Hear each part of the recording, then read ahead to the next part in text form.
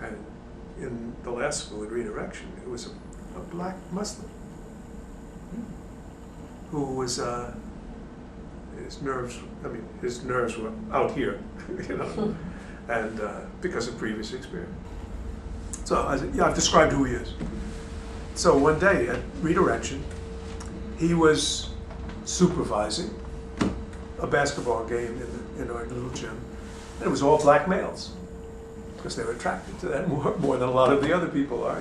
And Sal was in the room to be there with them as they were playing. And I mean, I can tell you how I came into it, but I'll just say it as if I had been there. The ball rolled free and came over near Sal. So one of the kids, named Zach, yelled over, "Hey nigger, throw us the ball." Boom! I mean, and there was nothing quiet about Sal when he let go.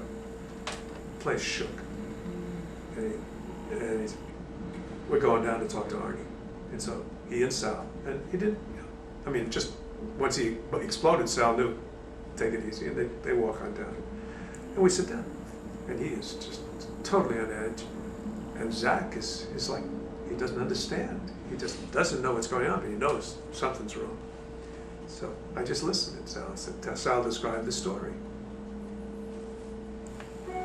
And I turned to Zach, the kid, and I said, "Is that what happened?" He said, "Yeah." "Why is he so upset?" So, "Sal, why don't you explain to him why you're so upset? Or do you want me to explain why I'm so upset?" So he told me, "I grew up in Baltimore. To survive, I had to be ready to deal with it every day. It was a way of putting me down. And to hear you use that just brought all of that back." And I said, "Zach, do you get it? You have gotten to the point now where you don't even realize the history of that word, because you live with your homies, and it seemed like that's acceptable. And now all of a sudden you said it, and you may not have said it if I'd been the teacher there, but it didn't matter because I would have, you know."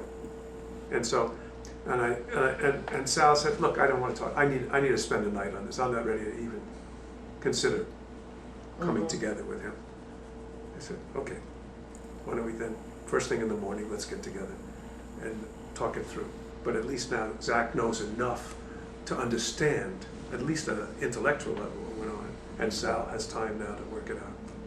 So they come back the next day, and Sal has calmed down, and Zach said, you know, he's a beautiful kid. He just apologized. "I really didn't realize that, because, you know, this is how we do it, and I realize now it's not a smart thing for me to do anywhere, but surely, and I'm sorry."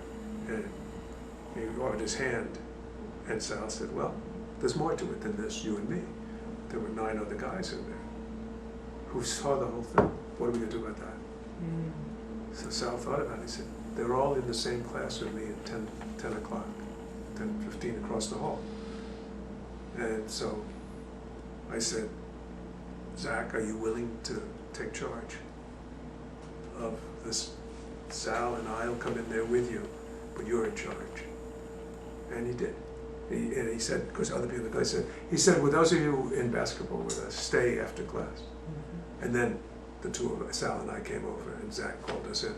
And Zach went through the whole thing with them. And you could see their eyes open too. And then one by one, they each went up and shook Sal's hand and apologized. So that's over, and people going. And so I walked out with Zach, and I put my arm around him, because he really handled it very well. And I said, I have an obligation to you, Zach, because you handled this so well. I said, "We've taken a word out of your vocabulary, right? Yeah.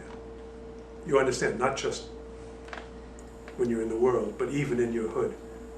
That shouldn't be in your vocabulary." He said, "Yeah, no, I understand." I said, "Okay, well, it's not fair to take a word out of your vocabulary without adding one to it." So I wanted to give it. I've started to. You're a mensch. And that's the closing of the digital storytelling.